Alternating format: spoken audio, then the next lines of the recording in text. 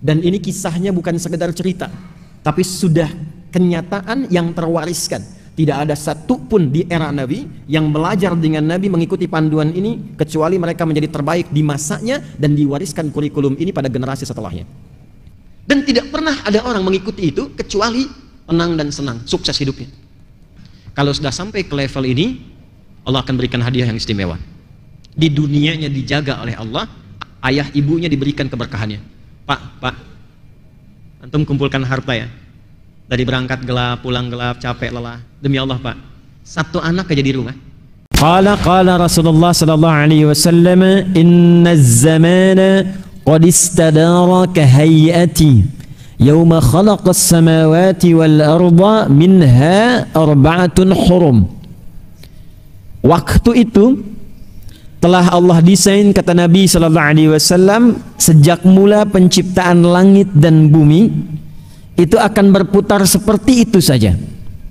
Jadi kalau sekarang misal jam 4.30 sore, besok pun nanti akan berputar waktunya sama, ketemu 4.30 lagi. Sore ketemu sore, pagi ketemu pagi, malam ketemu malam. Demikian selanjutnya. Yang merubah keadaan itu perilaku kitanya.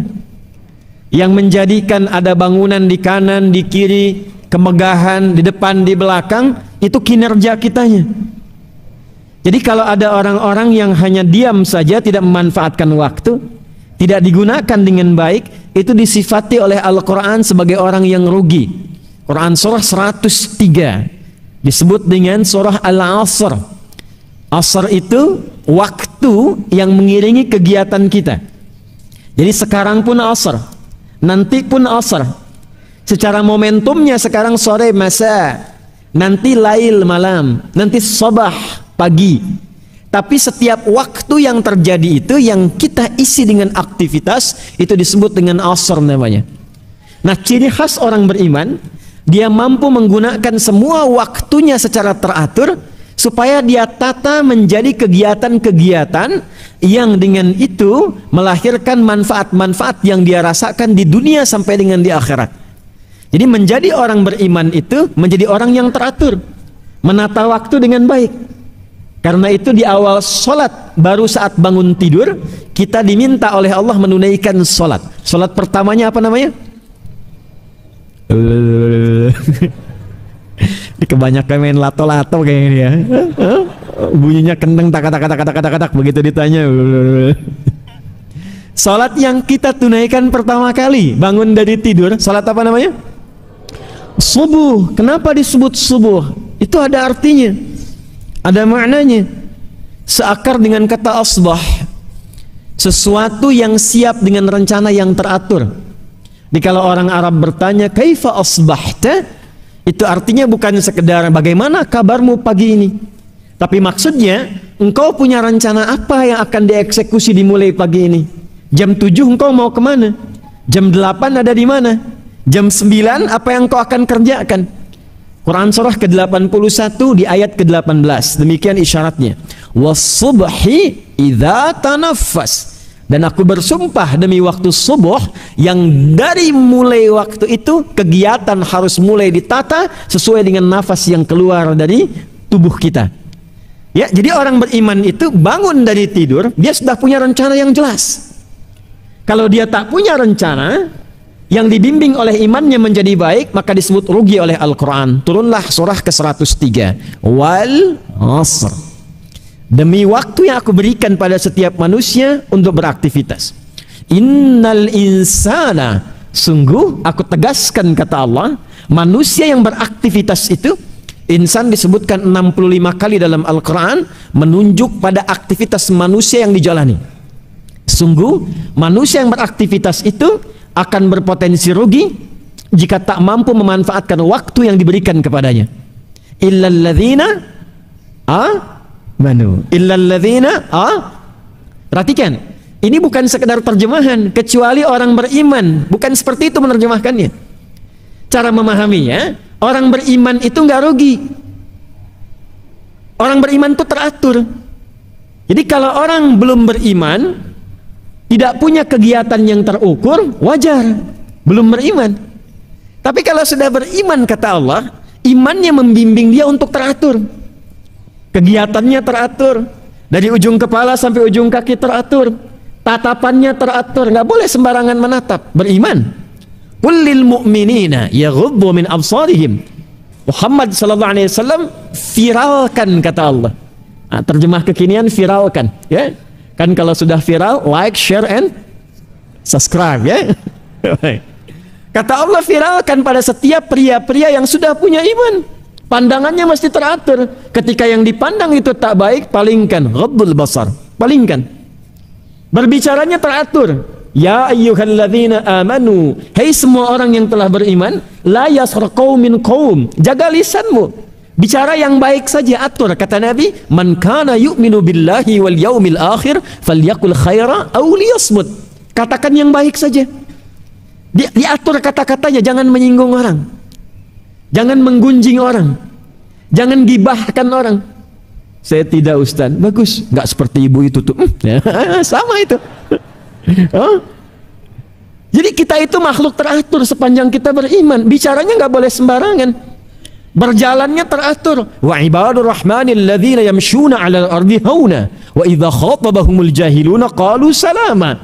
Jalan insan beriman tuh hamba Allah yang penyayang, kata Quran tuh teratur jalannya. Nggak mungkin mampir ke tempat-tempat yang tidak jelas. Pandangan teratur, pendengaran teratur, lisannya teratur.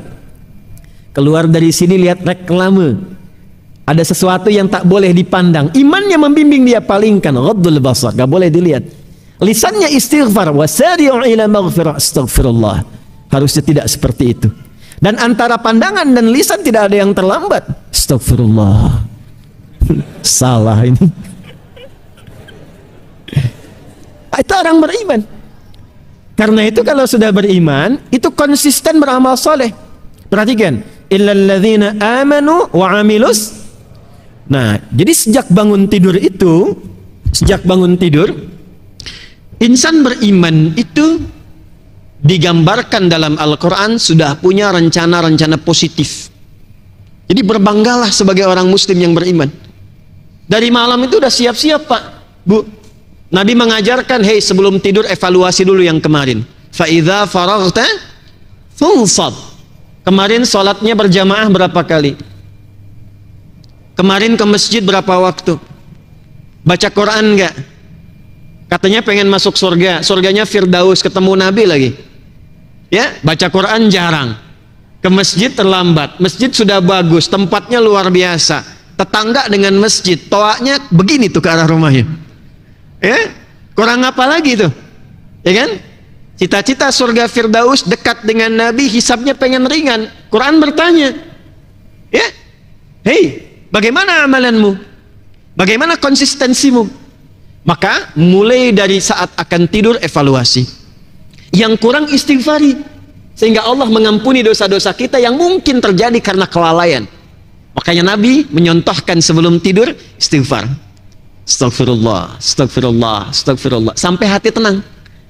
Nah, dengan tenang itu baru istirahat tidur. Makanya orang beriman itu tidurnya tenang. Kalaupun meninggal pada saat itu, meninggalnya pun tenang juga. Ya ayyatuhan nafsul mutmainnah. Coba deh Pak Ibu, seperti sederhana ini. Sebelum tidur istighfar, istighfar, istighfar, sampai merasakan ketenangan. 70 itu bilangan banyak yang kadang tidak menunjukkan real 70. Maksudnya apa? Sampai lisan merasakan nyaman, hati merasakan tenang. Pusing 7 keliling, keliling Citra Grand.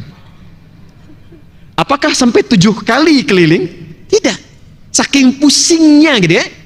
Nah, maka astagfirullah, astagfirullah, astagfirullahaladzim, dan berharap besok bisa bangun kalau Allah perkenankan dan menyempurnakan apa yang kurang. Malam direncanakan.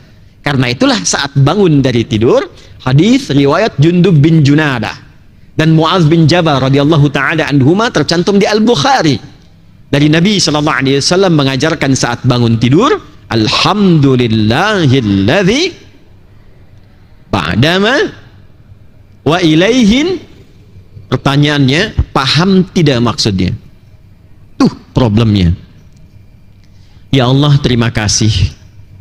Aku bersyukur memujimu yang telah memberikan aku kesempatan kembali hidup sesuai ajalku, yang mungkin saja dalam tidurku bisa wafat sesuai ajalku.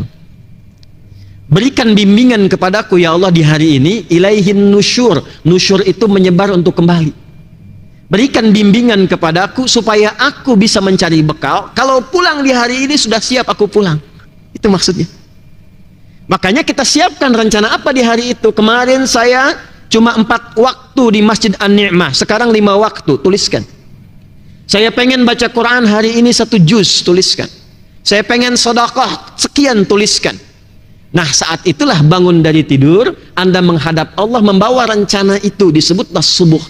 Datanglah sujud kepada Allah untuk meminta kemudahan menjalani semua aktivitas yang telah kita siapkan. Itulah insan beriman. Dan itu yang wajib di-share, diingatkan. Sampaikan pada keluarga, bekerja sama dengan teman, mencapai satu kebenaran yang disepakati. Dalam bahasa Arab, kebenaran yang disepakati mutlak benarnya disebut dengan hak namanya. Disebut apa? Hak. Karena itu semua kebenaran yang bersumber dari Allah disebut hak. Al-haqqu mir rabbika fala takunanna minal mumtarin. Wa tawasaw bil haq. Sudah beramal soleh, viralkan, share. Maka Masjid An-Ni'mah memviralkan. Insya Allah nanti kita ada kegiatan, misalnya malam ini ada tahajud, malam ini ada mabit. Viralkan untuk saling menguatkan iman. Insya Allah imam kita datang spesial untuk mengimami, yang bacaannya bagus, viralkan. Insya Allah ada ta'lim yang menguatkan, cari materi yang baik, cari pemateri yang bagus, viralkan. Itu watawasaw bil haq. Jaga itu sampai dengan wafat. Silahkan, yang pengusaha berusaha, yang diplomat berdiplomasi, birokrat teruskan, arsitek teruskan, yang mengajar lakukan, konsisten dengan itu, watawasaw bis sabar, maka dia akan hidup dalam kemuliaan sampai dia berpulang kepada Allah. Baik, ini mukaddimah kita. Sekarang pertanyaannya, bagaimana cara kita menata aktivitas dengan baik dan benar, yang saat bersamaan dunianya dapat, akhiratnya pun dijamin oleh Allah Subhanahu wa taala. Itu materi kita, dan di sini kita akan memulai insyaallah lewat hadis dulu, baru kemudian ke ayat. Sekarang kita hanya akan bersama Al-Quran, hadis, Al-Quran, hadis. Okay? Yuk kita turunkan materinya. Apa hadisnya? Qala Rasulullah sallallahu alaihi wasallam, khairukum man ta'allama al-Qur'ana wa 'allama. Khairukum man ta'allama al-Qur'ana wa 'allama. Yang terbaik di antara kalian, kata Nabi. Jadi khair itu sifat yang melekat pada tindakan apapun dan profesi apapun. Jadi kalau di sini ada pedagang, Anda mengikuti petunjuk Nabi ini akan menjadi pedagang yang terbaik. Anda di sini ada yang pengajar, diikuti petunjuk Nabi ini maka akan jadi pengajar yang terbaik. Anda arsitek, diplomat, birokrat, diikuti petunjuk Nabi ini, maka Anda akan menjadi terbaik di bidangnya. Dan ini kisahnya bukan sekedar cerita, tapi sudah kenyataan yang terwariskan. Tidak ada satu pun di era Nabi yang belajar dengan Nabi mengikuti panduan ini, kecuali mereka menjadi terbaik di masanya dan diwariskan kurikulum ini pada generasi setelahnya. Man ismun mausulun yadullu ala al-fardiyatil 'ammiyah. Kata sambung konjungsi kadang menunjuk pada subjek atau objek secara personal. Jadi kalau di Quran ditemukan man atau di hadis disebutkan man, artinya tawarannya bersifat personal kepada setiap orangnya, nggak dibedakan sama sekali. Karena itu saya sedang mengartikan siapapun. Ya. Kan yang sekarang suka ada yang mengartikan barang siapa. Nah, saya agak menghindari penerjemahan barang siapa, karena sampai detik ini saya belum menemukan memang itu barang punya siapa gitu. Jadi saya lebih memilih siapapun, besar, kecil, tua, muda, yang ingin jadi yang terbaik. Maka syaratnya kata Nabi 2. Berapa syaratnya? 1, ta'allamal Qur'ana. Ta'allamal Qur'ana. mau belajar isi Al-Quran dengan sungguh-sungguh serius. Mau belajar Al-Quran dengan serius. Satu, nanti kita akan lihat rahasianya. Dua, wa'allamah, dan mempraktekkan atau bahkan mengajarkan apa yang ia telah pelajari itu. Belajar kandungannya dengan sungguh-sungguh serius, lalu setelah dipahami, dipelajari, praktikkan, bahkan ajarkan kepada orang lain apa yang telah dipahami itu. Ada apa di balik rahasia ini? Kenapa mesti Al-Quran? Itu yang coba kita akan turunkan di pertemuan sore ini, tentang rahasia besar Al-Quran yang mengantarkan pada kesuksesan berkehidupan. Baik, dan ini sudah nggak perlu diriset karena sudah dibuktikan dalam kehidupan kita. Kita mulai dengan Quran surah kedua Al-Baqarah di ayat ke-38. Qul nahbitu minha jami'a. Adam, Hawa, sekarang misi kalian di bumi akan dimulai. Siap-siap turun ke bumi. Fa imma ya'tiyannakum minni huda. Maka bersamaan dengan dimulainya misi kalian di bumi menjadi khalifah di bumi, turun, aku akan berikan pedoman berkehidupan. Tugasnya apa? Ini pedomannya. Ini kurikulum hidupnya. Jadi tidak ada satupun kegiatan Nabi Adam alaihissalam di bumi kecuali oleh Allah dibimbing supaya mudah dikerjakannya. Bersamaan dengan turun, ini pedomannya. Dalam bahasa Al-Quran, pedoman itu disebut dengan hudan namanya. Faman tabi'a hudaya fala khawfun alaihim wala hum yahzanun. Jika pedoman ini diikuti, mau mengerjakan sesuatu, lihat pedomannya. Mau melakukan aktivitas tertentu, lihat pedomannya, praktekkan. Jika itu diikuti, kata Allah, aku jamin semua aktivitasmu ya Adam, plus keturunanmu, karena nanti bentuknya berubah jamak. Berubah jamak tuh. Fala khaufun alaihim. Perhatikan, pakai him tuh. Bukan cuman engkau Adam. Pedoman ini kalau diikuti anak cucumu, aku jamin semua aktivitas mereka akan lekat dengan dua hal saja. Fala khaufun alaihim wala hum yahzanun. Semua kegiatannya akan menenangkan, tenang. La khauf, tidak gelisah, artinya tenang. Wala hum yahzanun, dan tidak bersedih, menyenangkan, senang. Di kantor senang, di rumah senang, dengan bertetangga senang, di sini, di sana, di mana-mana, dan tenang. Jadi sebetulnya desain kehidupan aktivitas di bumi ini menyenangkan. Apapun yang dikerjakan itu menenangkan dan menyenangkan. Seharusnya bekerja itu tidak banyak gelisah, tenang. Kalau tidak menenangkan, berarti ada pedoman yang tidak dilihat. Seharusnya di rumah tangga itu menenangkan. Kalau tidak pernah tuntas dan nggak pernah hadir ketenangan, maaf Pak, mungkin bukan yang banyak hartanya yang kurang, mungkin bukan kurang tinggi kedudukan, mungkin yang terjadi kurang dibaca pedomannya, sehingga tidak siap menyelesaikan persoalannya. Sejak Nabi Adam diturunkan, sudah ada hudannya. Nabi Adam selesai meninggal, muncul keturunan baru dari beliau, berkomunitas, komunitas. Quran surah ke-49 ayat ke-13. Tafsir dari Quran surah ke-4 ayat pertama. Kita mulai dengan Quran surah 4 ayat 1, saya agak cepat. Ya ayyuhan nasu taqu rabbakumul lati khalaqakum min nafsi wahidah. Hai semua manusia, bertakwalah kepada Rabbmu yang telah mencipta engkau dari bapak yang satu, Adam. Alladzi khalaqakum min nafsi wahidah, Adam. Wa khalaqa minha zawjaha. Adam diciptakan pasangannya Hawa.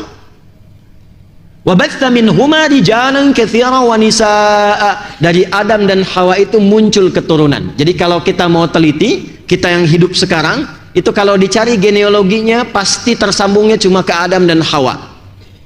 Jelas ya? Tidak ada yang ke hewan. Karena ada yang pengen keturunannya dari monyet ya. Kita ke Adam, ke Hawa. Karena itu kita disebut dengan Bani Adam. Disebutkan 7 kali dalam Al-Quran. Ya Bani Adam. Nah, Bani Adam ini itu cuma dua jenisnya, nggak ada yang ketiga. Dia menyebar kemanapun cuma dua. Pindah ke Quran surah 49 ayat 13. Ya ayyuhan nasu, hei semua manusia, anak cucu keturunan Adam dan Hawa. Inna khalaqnakum min dzakari wa unta. Aku ciptakan kalian dengan keagunganku cuma dua jenis. Satu dzakar laki-laki, kedua unta perempuan. Jadi anak cucu Adam itu cuma dua, kalau bukan laki-laki perempuan. Jelas ya? Kalau bukan laki-laki perempuan.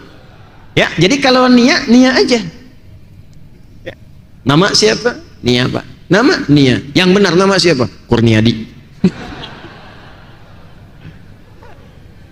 Identitas anak cucu Adam itu cuma dua, kalau bukan laki-laki perempuan. Kemudian menyebar. Wa ja'alnakum syu'uban wa qabail. Tempatnya bisa beda-beda. Ada yang di Citragen, ada yang di Cibuburnya juga berbeda-beda. Ada yang di Bekasi. Ada yang Bekasinya juga, kemudian kota dengan kabupaten, ada yang provinsinya beda sampai beda negara. Kabilahnya tak sama sukunya, li ta'aruf, untuk saling mengenal. Nah, dalam rangka mengenal ini, untuk membangun harmoni, memakmurkan misi yang Allah titipkan di bumi ini. Maka setiap terkumpul komunitas baru sepeninggal sebelumnya, diutuslah seorang nabi dan rasul untuk membawa pedoman ini sesuai dengan zamannya, supaya tetap di setiap era berganti mereka tetap hidup senang dan tenang, saking sayangnya Allah. Adam boleh meninggal, anak cucunya berkelanjutan, karena itu disebut khalifah. Khalifah itu dari kata khalafa, yang saling menggantikan. Kita hidup sekarang, besok ada yang gantikan. Jabatan sekarang, nanti pensiun ada yang gantikan. Itulah khalifah.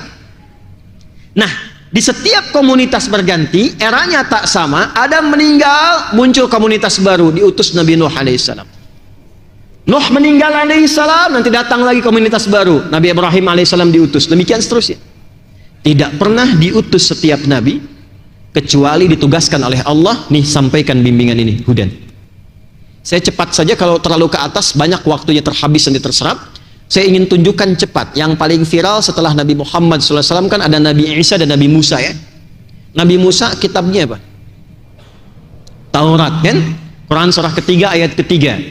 Nazzala 'alaikal kitaba bil haqqi musaddiqan lima baina yadayhi wa anzalat Taurat. Perhatikan, nama kitabnya Taurat untuk membedakan eranya, masanya. Jadi kalau disebut Taurat, oh ini masanya Nabi Musa. Zabur masanya Nabi Daud. Injil masanya Nabi apa? Isa alaihissalam. Tapi penting dicatat, Taurat itu nama pembedanya, tapi fungsinya tetap disebut hudan. Quran surah 17 ayat kedua. Perhatikan baik-baik. Wa ataina Musal kitaba. Dengan keagunganku aku berikan kepada Musa kitab Taurat untuk membimbing kaum di masanya. Wa ja'alnahu hudan, dan aku jadikan Taurat itu di dalamnya ada hudan. Ini tetap namanya hudan. Li Bani Israel. Untuk kaumnya, yaitu Bani Israel, dibimbing bagaimana hidupnya tenang, dibimbing supaya tenang, supaya nyaman, supaya senang. Nanti berganti ke Nabi Isa. Nabi Isa dapat apa kitabnya? Injil, untuk membedakan eranya Nabi Musa dengan Nabi Isa. Isa alaihissalam dapat Injil. Apa fungsi Injil di Al-Maidah? Fihi hudan. Itu hudan juga. Nah sekarang, maaf, Nabi Musa eranya selesai, Nabi Isa eranya selesai, tersisalah eranya Nabi siapa? Muhammad sallallahu alaihi wasallam. Karena beliau penutup para nabi dan rasul dan penutup kehidupan sampai dengan berakhir, maka diberikan kitabnya yang paling spesial oleh Allah. Karena nabinya spesial, maka kitabnya diturunkan di waktu yang paling spesial. Malamnya jadi spesial, harinya spesial, bulannya spesial, malaikat yang bawanya naik pangkat langsung ke tingkat tertinggi Sayyidul Malaikah, tempat turunnya langsung diberkahi. Itulah Al-Quran. Malamnya, Quran surah 97, inna anzalnahu fi lailatil, bersamaan dengan turunnya Al-Quran, semua amalan yang dikerjakan di waktu itu naik statusnya, pahalanya lebih dari 1000 bulan. Jadi kalau Anda ngaji Quran, Cuman satu huruf, nun. Pas bersamaan malam itu langsung ketiduran. Itu nunnya sama dengan baca nun lebih dari 1000 bulan. Kalau dikonversi 83 tahun tanpa henti.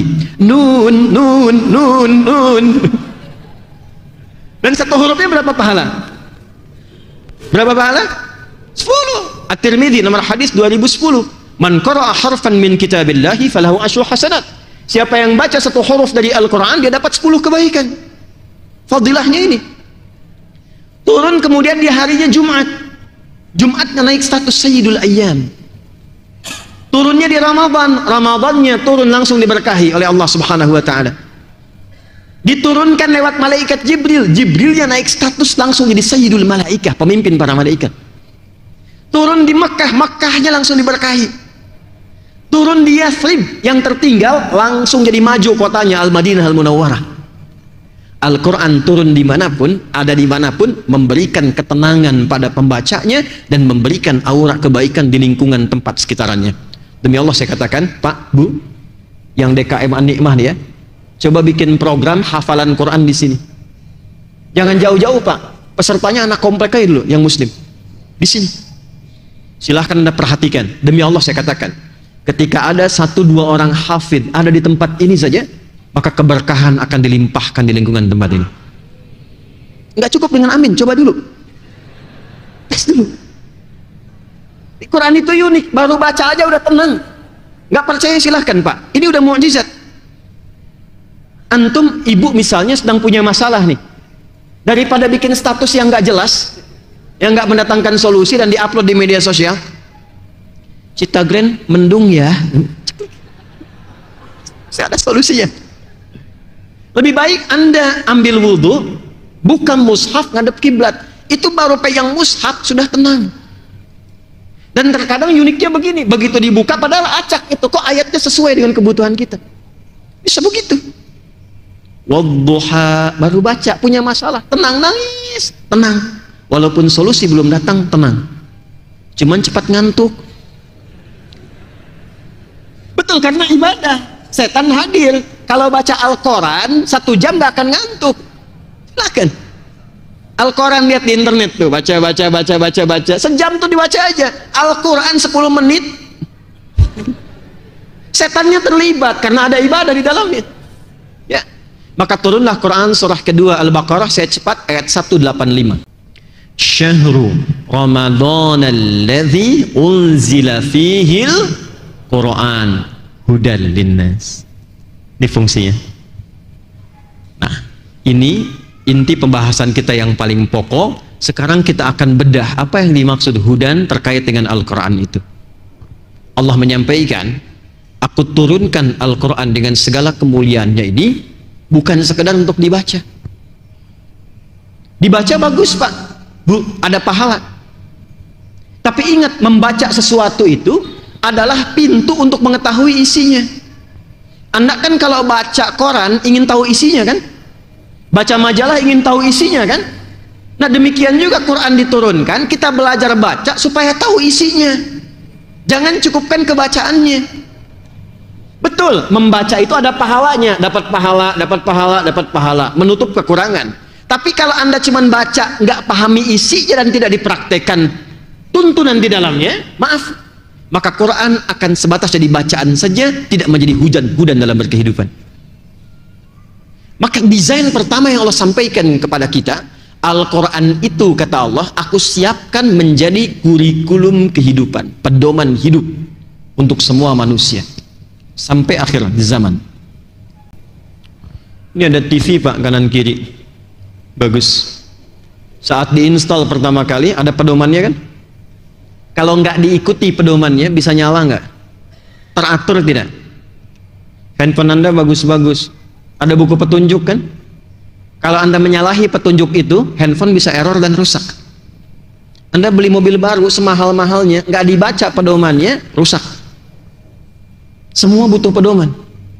Nah, Al-Quran ini dari Al-Fatihah sampai An-Nas ternyata bukan bacaan biasa. Di situ semua inti kehidupan kita. Jadi kita mau bergerak apapun, di situ ada petunjuknya. Karena itu Allah ajarkan turunnya Kenapa sampai 23 tahun kurang lebih? Supaya terasa Quran itu hidup dalam hidup bermasyarakat. Ada peristiwa, bimbingannya ayat ini. Ada kejadian di rumah tangga, bimbingannya ayat ini. Di kantor ada persaingan yang tidak wajar, bimbingannya ayat ini. Sedang belajar supaya cepat hafalannya, tidak mudah lupa, ayatnya ada ini. Sudah berkeluarga, mendambakan keturunan, bimbingannya ini. Kalau lahir kemudian mulai mengandung, ya bagaimana petunjuknya, ayatnya ini. Semua ada. Dan tidak pernah ada orang mengikuti itu kecuali tenang dan senang, sukses hidupnya. Karena itulah rahasianya kenapa Al-Quran diturunkannya bukan di tempat maju, tapi di tempat yang paling terbelakang. Mekah itu kan nggak ada peradaban, tempatnya tandus, nggak tumbuh tanaman, cuman tempat pertemuan orang untuk berhaji atau dagang. Yang maju itu kalau bukan Romawi di kanan atau Persia di kiri. Tapi Allah nggak turunkan Quran di sini supaya orang tidak mengatakan di kemudian hari pantas maju turunnya di Romawi, pantas hebat turunnya di Persia. Tapi Allah memilih titik paling rendah yang ada di muka bumi, tengah-tengah kehidupan di bumi, di tengah-tengahnya. Quran surah 14 ayat 37, biwadin ghairi dzi zar'in 'inda baitikal muharram, di tempat tandus yang bahkan tanaman nggak tumbuh pada masa itu. Peradaban tidak ada. Maaf, kriminalitas paling lengkap. Jadi kalau Anda ingin mencari di masa itu seorang pencuri, itu sekampung bisa pencuri semua. Pemabuk sudah nggak aneh, Pak. Paling amatir, sering saya sampaikan, pada masa itu yang mabuk paling amatir 5 kali sehari. Jadi kalau baru 2 kali belum amatiran, kelas bawah lagi. Pezina tiap hari, zinanya pun banyak variannya. Itu semua lengkap. Dan untuk menyelesaikan itu semua, Allah tidak menitipkan tongkatnya Nabi Musa, bukan mukjizatnya Nabi Isa alaihissalam, tapi diturunkan Al-Quran dan merubah keadaan mereka dari jahiliyah jadi khaira ummah. Turun Quran surah 3 ayat 110, kuntum khaira ummatin ukhrijat. Nah, sekarang perhatikan desainnya. Al-Fatihah, saya agak cepat, sampai An-Nas. Berapa surat? 114 surat. Untuk memudahkan dibagi juz. Berapa juz? 30 juz. Fokus? 6.236 ayat. Perhatikan baik-baik. Kalau kita urutkan dari Al-Fatihah sampai An-Nas, secara tematik ditemukanlah bimbingan kehidupan kita. Dari mulai belum dilahirkan sampai kembali kepada Allah, lengkap ada di sini. Saya akan bacakan cepat. Anda tidak perlu menulis. Karena ini direkam, nanti Anda bisa lihat dari rekamannya lagi. Contoh, saya agak cepat. Dalam kandungan, bagaimana prosesnya supaya terjaga dengan baik? Turun Quran surah ke-22 Al-Hajj ayat yang ke-5. Didetilkan di Quran surah ke-23 misalnya ayat 11 sampai dengan 13-nya. Doa apa yang bisa dibacakan oleh perempuan yang sedang mengandung supaya kandungan nanti terlahir dalam keadaan baik, anaknya saleh? Muncul Quran surah ke-7 Al-A'raf ayat 189. Ketika sudah terlahir, apa yang pertama diberikan oleh ibu yang baru melahirkannya, dan apa yang dilakukan oleh ayah yang baru jadi ayah pada saat itu? Turun Quran surah kedua ayat 233. Diberikan ASI optimal sampai 2 tahun. Kalau sudah diberikan ASI usia 2 tahun sampai menjelang baligh, apa tuntunan yang menjadikan anak itu supaya dekat dengan Allah, taat pada orang tuanya, bisa baik dengan lingkungan? Turun Quran surah 31 ayat 13 sampai dengan 19. Dia mulai belajar bagaimana tipikal belajar yang ideal supaya ilmunya juga meningkat, pintar, imannya tetap terjaga kuat. Turun Quran surah ke-58 ayat yang ke-11. Dia telah mulai menyebar, makin tinggi tingkat belajarnya. Bagaimana cara belajarnya supaya cepat paham, mengerti, dan bisa berbakti untuk negerinya? Turun Quran surah 9 ayat 122. Muncul kedewasaannya, kenal dengan pasangan jenisnya, mulai tertarik. Apa yang dilakukan? Turun Quran surah keempat ayat keempat, langsung lamar, berikan bagiannya, langsung nikah. Bagaimana cara menikahnya? Quran surah 30 ayat ke-21. Terjadi pernikahan, apa yang menjadi hak dan kewajiban suami istri supaya paham apa yang dilakukan? Turun Quran surah keempat ayat 34. Apa tugasnya suami? Dasarnya mencari nafkah. Turun Quran surah kedua ayat 168 yang standar. Kalau ingin cepat, turun Quran surah kedua ayat 172. Kadang belum berangkat, rizkinya sudah menunggu. Quran surah ke-7 ayat ke-96. Dalam pencarian nafkah itu kadang tidak sedikit singgungannya, akan muncul ujian-ujian. Pelajari kaidah dasarnya ujian Quran surah kedua ayat 214. Rinciannya Quran surah kedua ayat 155 sampai 157. Solusinya ditemukan di Quran surah ketiga ayat 142. Tantangannya kadang ada yang ingin menyingkirkan, gak mau Anda yang maju, harus yang lain yang unggul. Bagaimana cara amalan kita mendekat kepada Allah supaya dilindungi? Majunya baik, diselesaikan solusi dengan baik, dilindungi oleh Allah. Turun amalan Quran surah ke-17 di ayat 79 sampai dengan 81. Kemudian istri yang di rumah, apakah mudah begitu saja menunggu? Tidak. Dia merawat anak kadang-kadang nggak mudah, kadang berkata turun tuntunan Quran surah ke-17 ayat 23 sampai dengan 27. Dua-duanya kompak mendidik sampai merasakan kenikmatan, usia berkembang, usia 40 tahun maju. Kata Allah, jangan lupakan kedua orang tuamu. Berbakti dulu pada ayah ibumu. Kalau ada harta yang kau dapatkan kesuksesan di rumahmu, perhatikan bapak ibumu. Turun Quran surah ke-46 ayat yang ke-15. Kalau belum sadar, ingat ibu yang melahirkanmu, merawatmu, mendidikmu. Jangan cepat marah kepada kedua orang tuamu, baktikan sempurna, engkau sukses sekarang. Turun Quran surah ke-31 ayat yang ke-14. Kemudian dia naik lagi, harta mulai banyak. Mulai berbagi, berikan haknya. Lihat keluargamu sekitaran. Kamu punya adik, kamu punya kakak. Lihat mungkin anaknya nggak sekolah. Mungkin adik kamu itu punya anak-anaknya perlu kekurangan, perlu bantuan. Maka mulai ada skema infak dengan 5 bagian utama. Quran surah kedua ayat 215. Kalau lebih lagi ada zakat, diambil Quran surah ke-9 ayat 103, disalurkan ke 8 golongan Quran surah ke-9 ayat yang ke-60. Anda naik lagi, semakin tinggi, maaf, jangan dikira akan selamanya hidup di dunia. Pada akhirnya akan kembali seperti masa kecil ya. Quran surah ke-22 ayat yang ke-5. Kemudian setelah itu datang kematian, dimulai dengan maut. Quran surah ketiga ayat 185. Yang bawa mautnya malakul maut. Quran surah ke-32 ayatnya malakul maut. Quran surah ke-32 ayat yang ke-11. Cara ngambilnya kalau ingin tenang, Quran surah ke-89 ayat 27 sampai dengan ayat yang ke-30. Ketika meninggal itu masuk ke alam kubur, bagaimana suasana di kubur supaya kita bisa siap-siap? Quran surah ketiga ayat 169 sampai dengan 172. Ada lagi detailnya di Quran surah kedua ayat 153 sampai dengan 154. Lalu bagaimana menunggu di situ sampai kembali kepada Allah? Maka akan terjadi kiamat. Turun satu surah ke-75 dengan namanya Al-Qiyamah. Maka di situ akan ada hisab. Saat dihisab itu ada penentuan, ada surga, ada neraka. Yang ingin ke surga dijelaskan dengan sempurna. Nih, yang pengen surga Firdaus, Quran surah ke-23 di ayat 1 sampai dengan 9. Yang pengen di taman surga, Quran surah ke-51 amalannya ayat 15 sampai dengan ayat ke-23. Yang pengen surga standar, nggak apa-apa, yang penting masuk surga deh, enak juga di situ. Quran surah kedua ayat ke-25.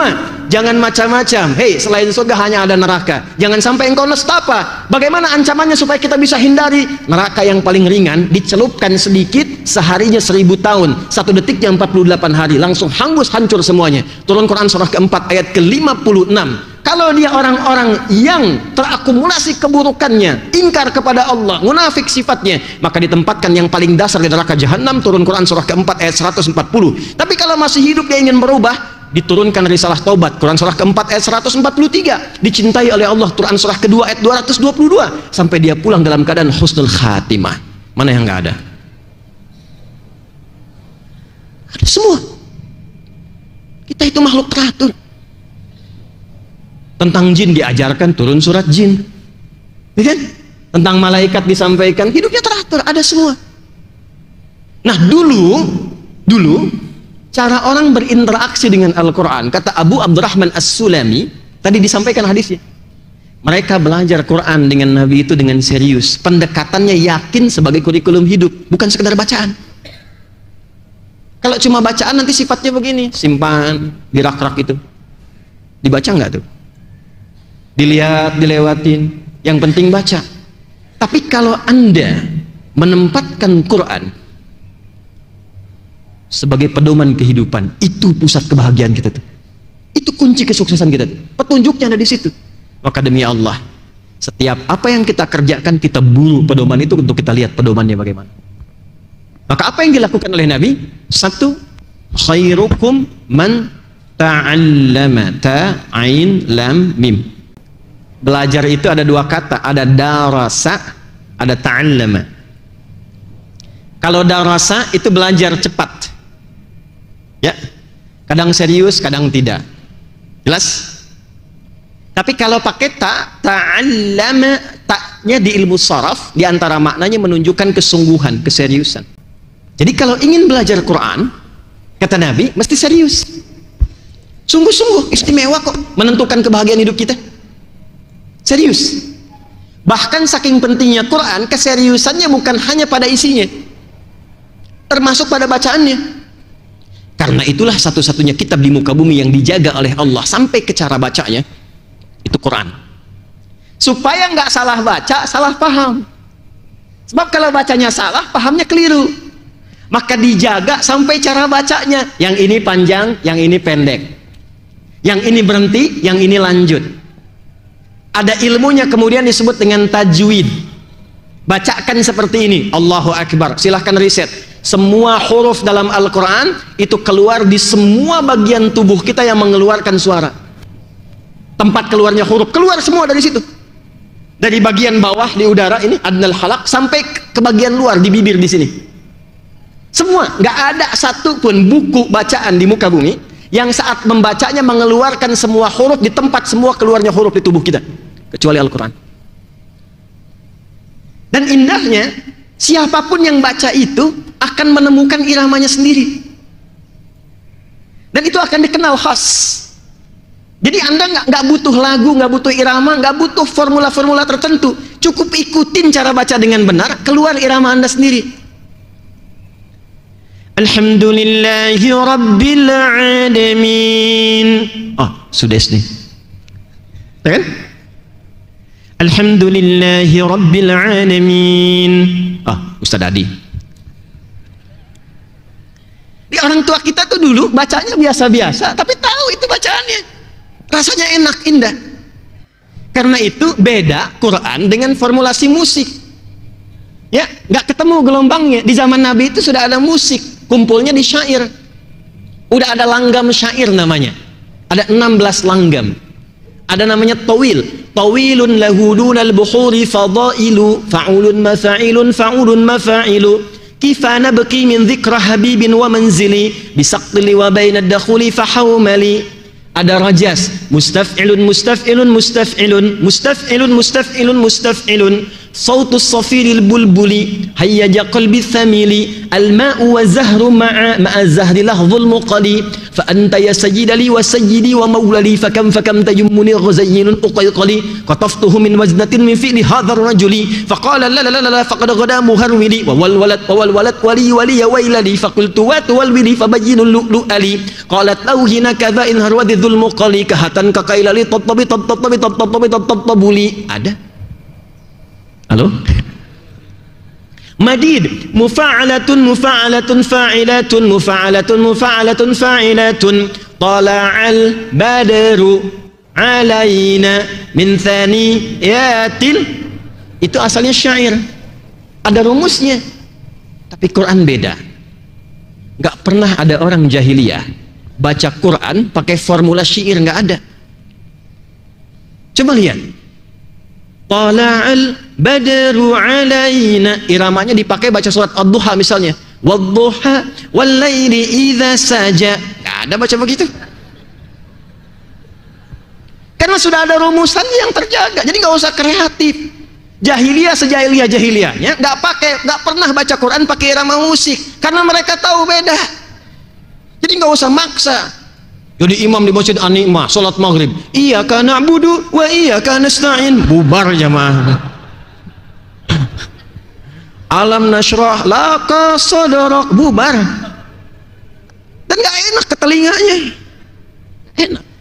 Jadi tujuan ada ilmu tajwid itu bukan untuk melahirkan irama supaya mudah dibaca dengan benar, paham isinya, tapi jadi pembeda akhirnya. Karena saat dibaca jadi obat, syifa. Makanya kenapa dijaharkan baca? Supaya menguatkan kepada jiwa. Nanti penyakit-penyakit hati hilang. Itu nggak bisa berobat Pak ke apotik. Antum berobat ke apotik tuh. Di sana ada poli gigi, di sana ada poli mata, poli telinga. Yang nggak ada cuma 2, poli hati 1. Tanya, saya pusing dok. Apa yang dirasakan? Kepala saya penat kayak vertigo. Gejalanya apa? Itu kalau tetangga saya dia beli mobil baru, saya penat sekali. Nggak ditemukan obatnya. Ada. Ya, cuman 2 poli yang nggak ada. Poli hati, poligami. Tenang Bu, nggak akan saya bahas, tenang aja. Ya, itu Quran. Nah karena itu, kalau kita paham isinya, mulai dengan membacanya secara tertib, teratur, disiplin, ta'zim terhadap Qurannya. Nanti pertama yang akan Allah berikan bukan pahamnya dulu. Yang diberikan oleh Allah pertama kali pancaran aura kebaikannya sampai ke jiwa kita itu. Jadi bacanya bukan cuma di lisan. Bacaan Quran yang bagus itu sampai ke jiwa. Jadi begitu Anda baca, hatinya ikut bergetar. Itu yang dimaksud Quran surah ke-8 ayat yang kedua. Innamal mu'minuna alladzina idza dzukirallahu wajilat qulubuhum. Perhatikan, wa idza tuliyat 'alaihim ayatuhu zadatuhum imana wa 'ala rabbihim yatawakkal. Jadi baca Quran itu yang tertib, tenang. Lalu rasakan getarannya, kenikmatannya. Setelah itu baru kita keluarkan step yang kedua. Jadi ada 3 step nanti ya. Saya agak cepat, mohon izin. Belajarlah Quran dengan serius. Ada 3 tingkatan belajar Quran. 1, tahap bacaan, tahap pengenalan. Disebut dengan qiraah. Ini nggak butuh paham, karena baru mengenal. Ilmunya disebut dengan tajwid. Cara membaca Quran dengan baik dan benar. Ikuti dulu. Allahu Akbar. Baru kita membaca saja, itu sudah mendapatkan apresiasi langsung dari Nabi. Setiap hurufnya 10 kebaikan. Setiap huruf 10 pahala. Izin yang disebut pahala itu bukan pendapatan dunia yang kita bisa raba sekarang, tidak. Itu value untuk bekal pulang ke akhirat. Ditampakkannya sekarang ilmu yakin, informasinya meyakinkan. Nanti ada ainul yakin saat sakaratul maut ditampakkan. Hakul yakin saat pulang ke akhirat. Ya, jadi kelihatan nanti saat akan meninggal ditampakkan. Ya, kalau ingin cepat lihat ya silahkan ya, tapi kan sesuai ajal gitu ya. Nah, pelan-pelan. Ini tips dari saya. Yang Nabi sampaikan setiap hurufnya itu 10 kebaikan. 10 pahala itu 1 keduanya 500 tahun. 2 ketiganya 500 tahun. Tinggi nilainya. Dan rumusnya di hadis Muslim, pahala dan dosa itu saling nutup. Jadi kalau ada orang berbuat kesalahan, dia berbuat kebaikan, salahnya ditutup sama yang baiknya seketika. Jelas?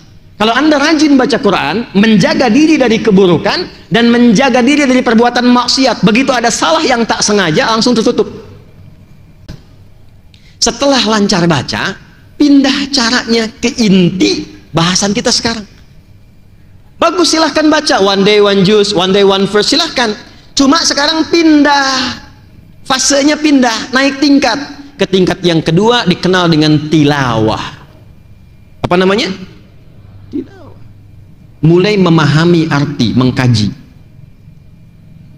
Supaya paham.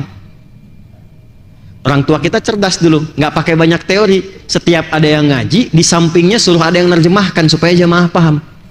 Saya tanya pada Anda, kalau yang ngaji qori kan, yang nerjemahkan siapa?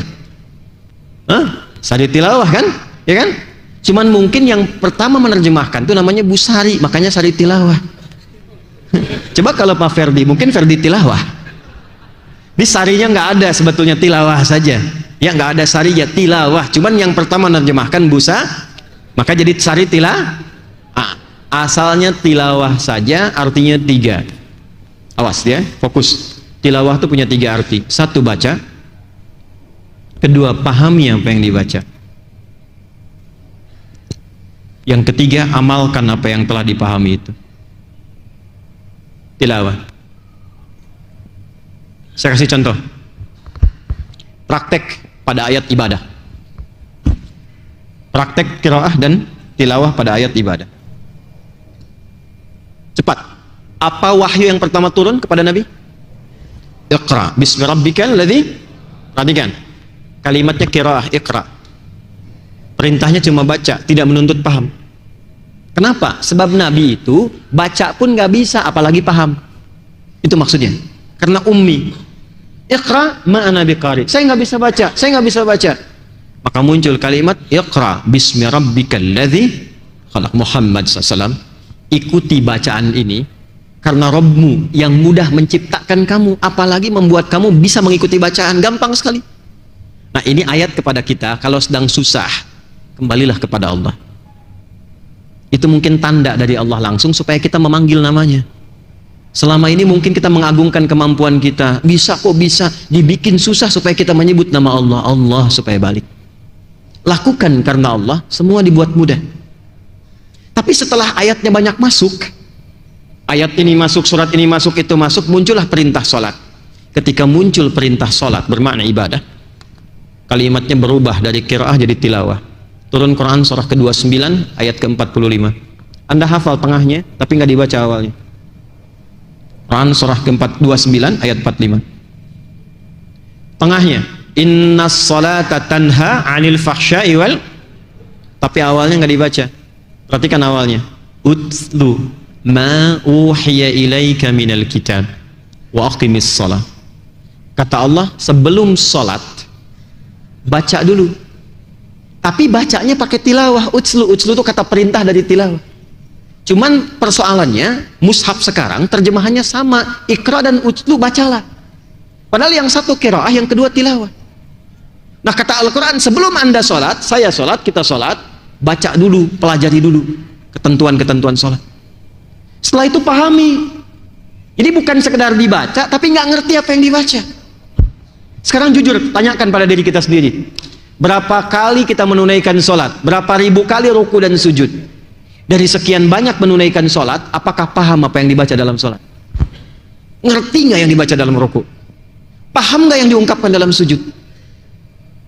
Betul sholatnya sah, menggugurkan kewajiban, dibaca itu gugur kewajiban, selesai, sah sholat.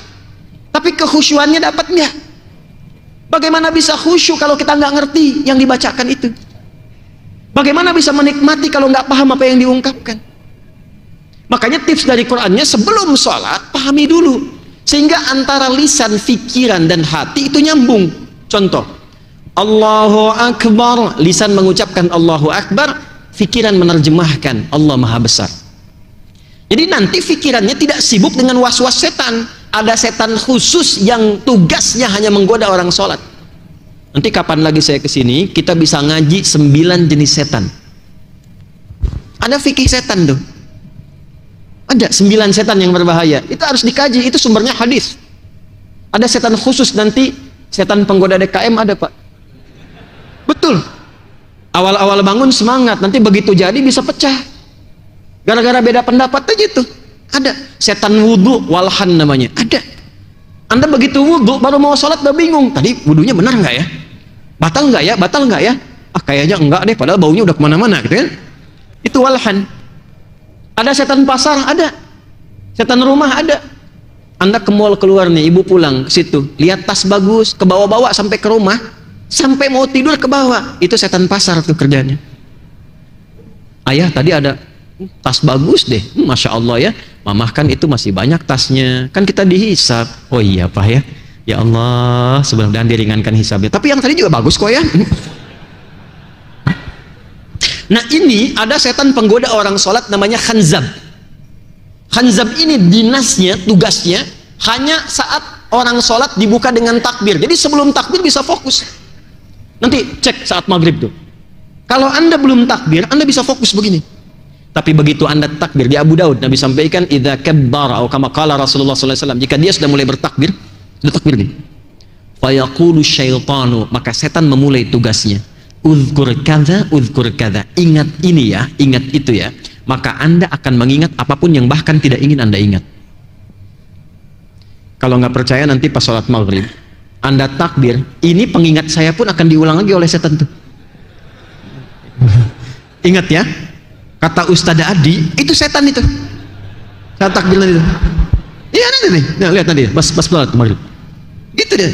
Hatta la yash'ural musalli kam raka'atan yusalli, sampai ada orang sholat, kalau Nabi katakan pasti benar, sampai ada orang sholat tidak sadar berapa rakaat sedang menunaikan sholatnya. Iya, ini pelakunya. Nah, bagaimana caranya? Pahami dulu, sehingga ketika lisan mengucapkan Allahu Akbar, pikiran langsung menerjemahkan Allah Maha Besar.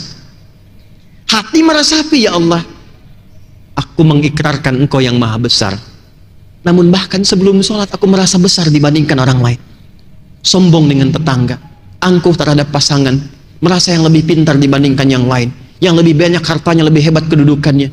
Aku bertobat ya Allah. Maka bacalah kemudian setelah itu, Allahumma ba'id baini wa baina khataya ya kama ba'adta bainal masyriqi wal maghrib. Nah, Khotoya itu jamak dari khotiah. Kalau ada ya kecil di ujungnya, pengakuan.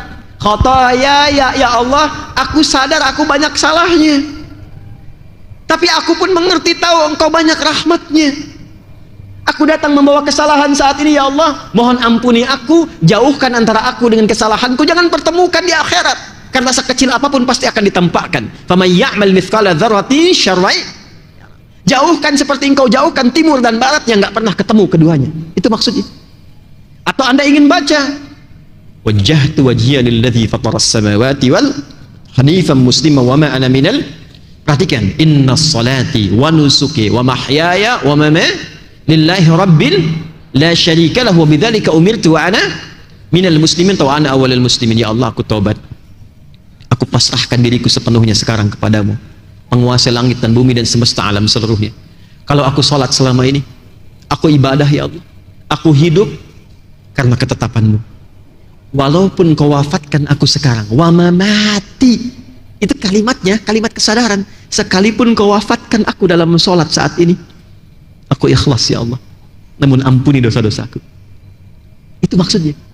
Makanya kalau sujud tenang, tiba-tiba ya ayat Tuhan nafsul mutmainnah, tenang.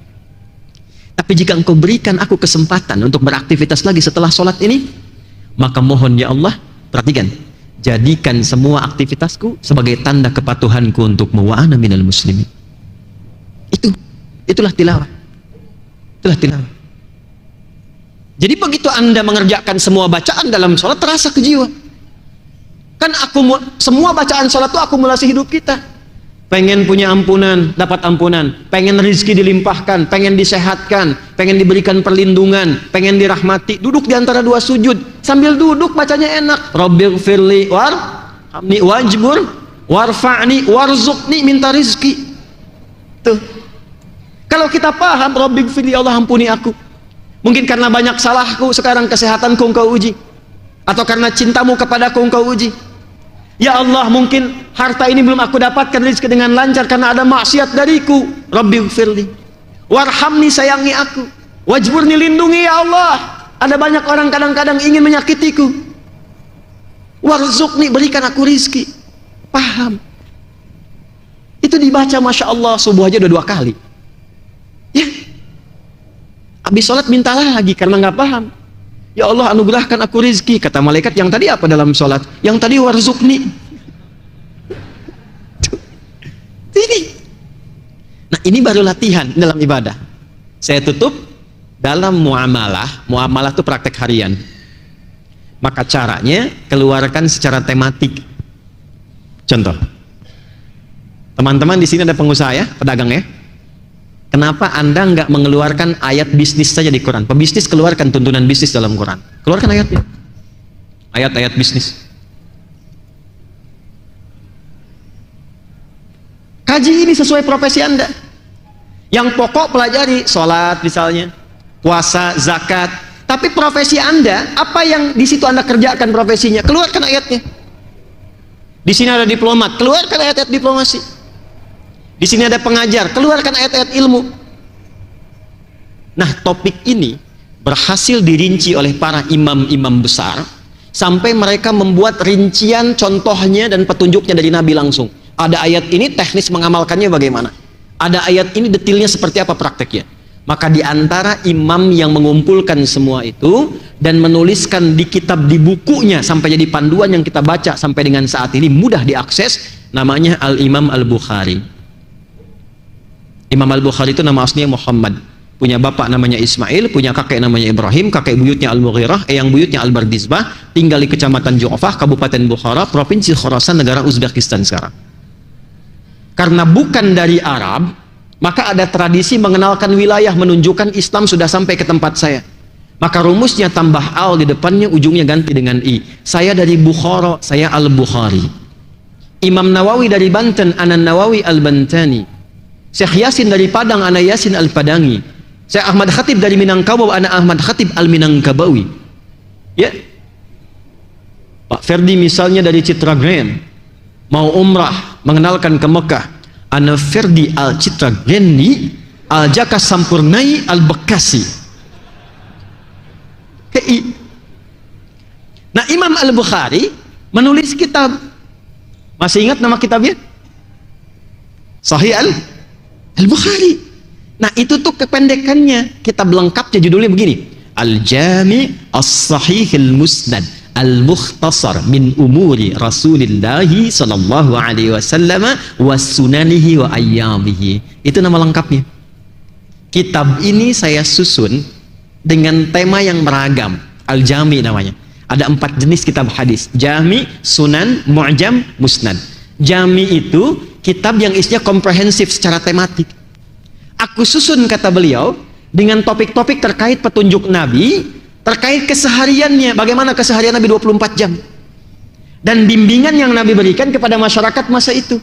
Beliau bagi menjadi 97 topik. Jadi di hadis Al-Bukhari itu ada 97 tema, Pak, Bu. Nanti caranya beliau susun, ayatnya dulu baru hadisnya, ayatnya dulu baru hadisnya. Contoh, dari 97 ini pernah Bapak Ibu merasakan keimanan yang naik turun? Iman kuat, semangat sampai tahajud dibela-belain ya, puasa sunnah dikejar-kejar, saat sedang turun, maaf yang fardu pun kadang tertinggal. Pernah merasakan suasana begitu? Bagaimana caranya menaikkan iman dan dijaga supaya nggak turun? Maka di topik yang kedua ada namanya Kitabul Iman, isinya 50 hadis, 57 hadis. Bagaimana supaya menjaga iman? Ada ayatnya, ini hadisnya. Bagaimana menjaga iman lewat harta? Ini ayatnya, ini hadisnya. Bagaimana menjaga iman lewat pergaulan? Anda tinggal di tempat baru, nggak tahu komunitasnya bagaimana. Bagaimana menjaga imannya? Ini ayatnya, ini hadisnya. Ya, ada anak-anak muda yang masih belajar. Ada kitab yang ketiga, topik ilmu, Kitabul Ilmi. Bagaimana belajar yang efektif, mengatur waktu belajar. Anda yang pengajar, ada lagi di hadis ini topiknya Kitabul Ilmi. Nabi itu punya jadwal pengajiannya. Untuk ibu-ibu hari Kamis, nanti untuk bapak-bapak tempatnya di sufah, dan termanage dengan baik. Ini pelajaran A, ini pelajaran B, ini yang kasih fatwa hari sekian.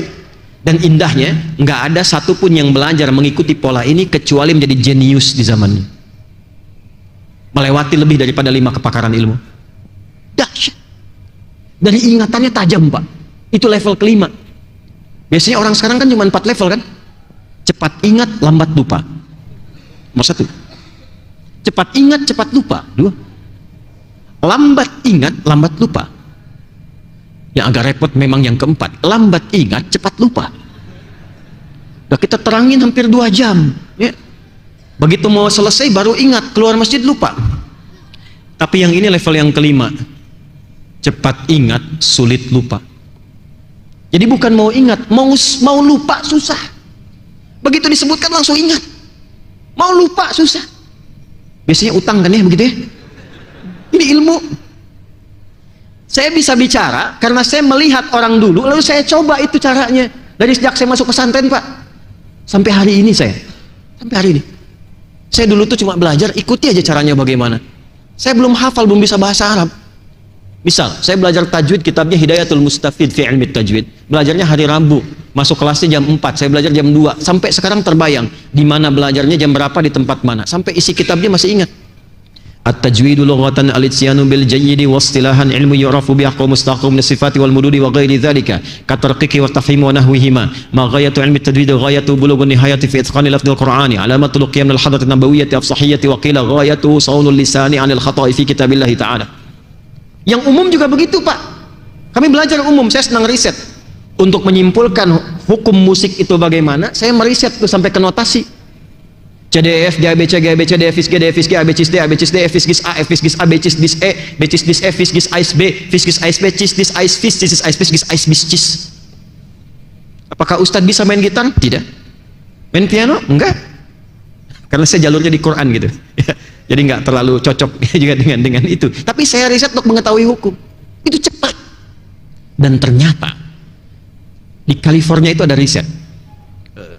I was in America around I think 1 month ago. When I was in US and we were in Boston. Paham nggak? Paham ya, insya Allah ya. Pegal juga.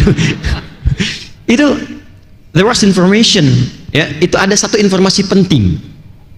Ternyata di University of California itu ada riset menyebutkan bahwa kapasitas memori manusia itu paling sedikit 100 juta gigabytes. Yang paling dahsyat, Riset dari profesor, seorang dokter dari Maroko tinggal di London. Begitu meriset ahli Quran, yang dia baru hafal Quran dengan cara yang benar, ditunjukkan oleh beliau, ternyata kecerdasannya akan meningkat 3 kali lipat dari manusia biasa. Alasannya sederhana, karena dia sudah hafal 52.000 kosakata. Menurut teori standar, yang banyak hafalannya, banyak masuk informasinya, memudahkan otaknya terstimulus untuk menghafal apapun dengan cepat. Itu Quran. Maka sekarang keluarkan. Nanti sambungkan dengan hadis yang lain. Misal, di hadis sahih disampaikan, la taqumu sa'atu illa. Di antaranya apa? Taqarrubul aswaq. Akan tiba satu masa menjelang-jelang ke akhir, pasar mudah diakses. Mudah diakses. Dulu ibu berangkat ke pasar pakai ojek, pakai angkot, pakai mobil, turun belanja. Sekarang keluarkan handphonenya, klik datang. Hadisnya ada. Isyarat ke situ. Kenapa Anda tidak bikin teknologinya sekarang? Sekomplek Citagran yang muslim dan sekitarnya bikin aplikasi khusus. Siapa yang bisnis A, bisnis B, bisnis C, yang butuh klik ke situ, roda perekonomian berputar di situ, dapatkan di situ, supply-nya ke situ, demand-nya di situ berputar. Praktekkan ininya. Lalu sambungkan ke Masjid An-Ni'mah, bikin aplikasinya, zakatnya langsung klik masuk ke sini, infaknya klik masuk ke sini, masjidnya punya database, siapa yang kekurangan di sekitaran ini, dibuka setiap Jumat. Bikin database-nya, siapa yang dokter di sini, siapa yang pengusaha. Jadi diumumkan, yang sakit, yang nggak sempat ke rumah sakit, insya Allah hari ini dokter A yang akan memberikan bimbingan gratis. Hidup masjidnya. Itulah Quran, itulah hadis. Dulu begitu. Maka orang senang ke masjid, ditunggu, jamaah itu ditunggu, datang berangkat kenalan. Datang ini datang sholat berangkat pulang, datang berangkat sholat pulang, nggak kenal siapa yang duduk di sampingnya. Itu bukan jamaah namanya. Jelas? Inilah Quran. Jadi mulai sekarang cara berinteraksinya, keluarkan topiknya, keluarkan temanya. Bapak yang di kesehatan, yang dokter, yang perawat, ya, yang di bidang itu ada Kitabul Marid. Nanti ada yang di militer misalnya, ada lagi tuntunannya. Yang di pemerintahan, birokrat, diplomat, ada Kitabul Imarah. Semua ada. Keluarkan. Nah, itulah Al-Quran sebagai petunjuk berkehidupan. Saya tidak menginginkan setelah ceramah ini, Quran itu hanya tersimpan dalam bentuk tulisan di mushaf. Hidupkan dalam perilaku, keluarkan dalam bentuk akhlak. Katanya ngaji, tapi kalau lisannya masih senang mencaci. Kok bisa pulang pengajian mencela temannya yang lain? Belajar apa? Di Quran kan katakan saling menyayangi, saling bersatu. Wa'tasimu bihablillah, bersatu, wala tafarraqu, jangan terpecah belah. Mana prakteknya? Bicara yang baik-baik, mana prakteknya? Jauhi pencurian, jauhi korupsi, mana prakteknya? Cukuplah kembali kepada Quran.